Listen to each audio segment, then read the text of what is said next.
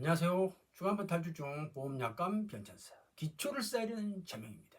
상해보험의 보험약관에서 주간판 탈출 중 장애 항목과 해설 등이 최근 까다롭게 바뀌었고 실무에서 주모선사는 그 까다로운 조건을 소급 적용하고 있어 논란이 되고 있습니다.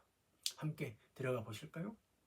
모르면 당하는 장애 항목 변천사 이야기. 영구냐 안시냐 담보조건 강화.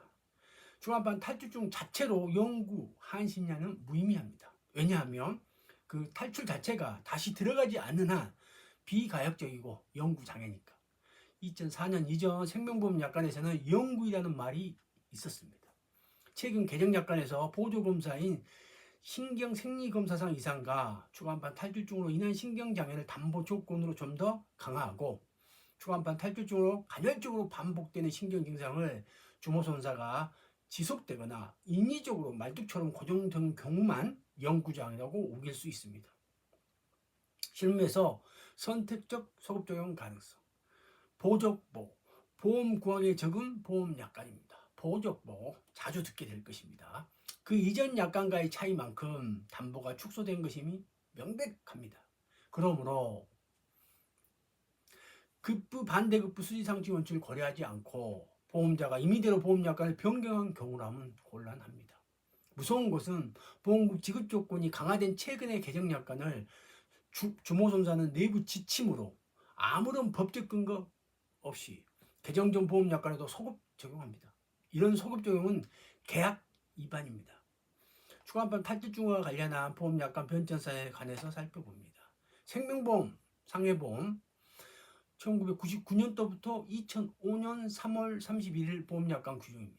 척추의 운동장애부터 보면 경추, 흉추, 여추 중 어느 한 척추에 대해서 둘 이상의 운동 중과 각각 정상 운동범위의 제한 정도에 따라 구분하고 AMA의 영구적 신체장애 평가 지침이 각 척추 운동의 종류에 따른 범위를 말한다 이렇게 되어 있거든요.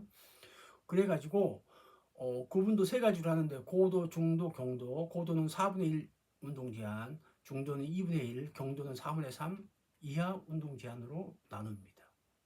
척추의 경도의 기형 또는 경도의 운동 장균을 영구히 남겼을 때 이렇게 영구히란 말이 있습니다. 추간판 탈출증에는 그런 말이 있을까요? 추간판 탈출증, 팽윤, 파열 등은 의학적 임상증상과 특수검사, CT, MRI, 군전도 등 소견이 일치하는 경우 그 증상을 인정하며 수술 여부에 관계없이 운동장애는 인정하지 않고 후유장애 정도에 따라 다음과 같이 구분한다. 고도, 중도, 경도 이렇게. 고도는 4급, 중도는 5급, 경도는 6급.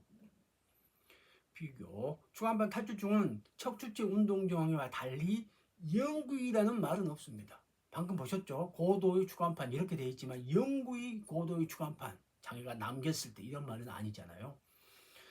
1999년 이전 생명보험에서는 추간판 탈출 장애 항목이 따로 없었습니다. 그럼 뭘로 했을까요? 바로 척추 운동 장애로 평가했습니다. 손해보험용 상해보험 1998년부터 2005년 3월 31일까지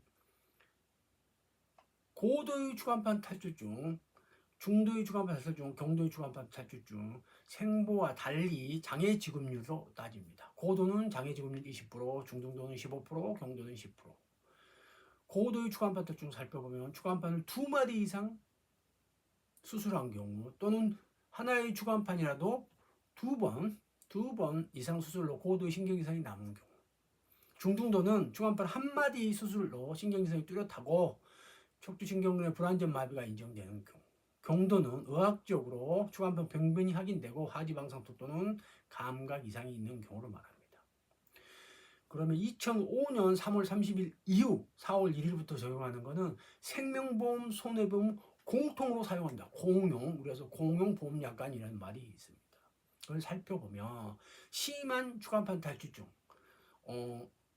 그 다음에 뚜렷한 약관은 이렇게 명칭이 좀 바뀝니다. 대신에 심한은 장애지급률, 손해보험용 상해보험과 똑같이 장애지급률 20%, 뚜렷한은 15%, 약관은 10%입니다. 추간판 탈출증으로 장애 진단되는 경우 수술 여부에 관계없이 이건 똑같죠. 재난과 운동장애 및 기형장애가 평가하지 아니한다. 다만 산재보험에도 동일한 문구가 있습니다. 똑같습니다.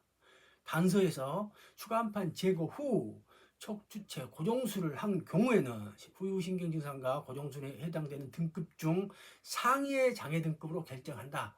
이렇게 돼 있습니다. 그러니까 이 뒷부분은 빼고 앞부분만 가져온 거죠. 알기 쉽게. 2018년에 또 한번 변합니다. 2018년 걸 보면 보험약관 규정을 보면 추가 한 번 탈주증으로 심한 신경장애 2005년하고 유사합니다. 문제는 마미증후군은 요추 디스크로 인해 발생 가능성이 있지만 경추 디스크로 인해 발생 가능성이 희박합니다. 왜냐하면 마미증후군 요추 밑에 있는 거거든요. 경추 디스크로 요추가 오는 건 뭐 다 오는 건 같겠지만 마미증후군만 딱 특징되지는 않습니다. 뚜렷한 신경장애는 2005년과 달리 수술하고도 신경생리검사에서 명확한 신경근 병증의 소견이 지속되도록 수정하고 수술하고도 담보 조건에 맞지 않으면 지급하지 않겠다는 속셈입니다. 약간의 신경장애는 추간판 탈주 중에 확인되고 신경생리검사에서 명확한 신경근증의 소견이 지속되는 경우입니다. 발생 빈도가 높은 추간판 장애를 부정하거나 부지기는 목적이 더 뚜렷해졌습니다. 왜냐하면 장애 명칭에서도 볼 수 있었듯이 추간판 탈출증에 관한 장애가 아니라 추간판 탈출증으로 인한 신경장애 좀 더 까다로워진 거죠. 장애 항목 명칭을 바꾸면서 장애 조건을 좀 더 까다롭게 하고 거기서도 의사가 판단하는 게 아니고 신경생리검사, 다시 말하면 보조검사를 가지고 판단하겠다 이런 겁니다. 신경생리검사, 보조검사를 확인되지 않는 것도 많은데 팽류는 당연히 자동 탈락이고 이제는 팽류를 미끼 상품으로 쓸 수가 없게 됐겠죠. 거기에 신경생리검사에 명확한 신경근 병증이 지속되는 경우, 그러니까 신경근 병증이 있다는 것만으로도 주지 않겠다. 어떤 경우 주겠냐? 지속되는 경우. 그런데 문제가 뭐냐면 간헐적 지속, 말뚝 지속이 아닙니다. 불명확하지만 용어가요. 디스크는 간헐적으로 신경질환이 생기는 게 디스크 장애거든요.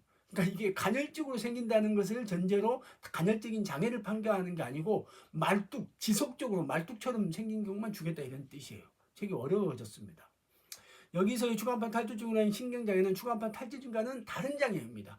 왜냐하면 동일한 장애평가 기준에서 신경계 장애, 척추 골절증으로 인한 마미증후군, 말초신경 포함이라는 항목이 따로 있습니다.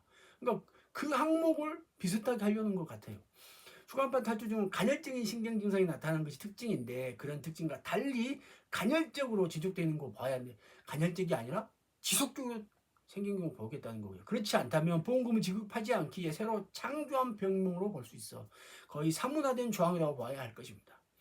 조건을 까다롭게 해놓고 보험회사 지금 마음대로 적용할 가능성이 있습니다. 한편 의료 상식과도 다르고 의사의 판단도 아니며 추간판 탈주증의 주검사가 아닌 보조검사인 신경생리검사로 장애 여부를 판단하겠다는 발상이기도 합니다.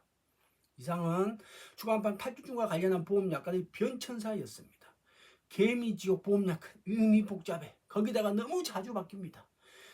추간판 탈주증의 장애 정도를 세 가지 상중하, 차츰 상중중, 그 다음에 상상중으로 변질된 것을 볼 수 있습니다.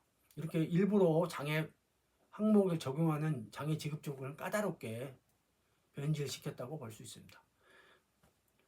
궁금한 점 좀 있으면 댓글로 남겨주세요. 보험 상식을 추구하는 깡철 선사였습니다. 감사합니다.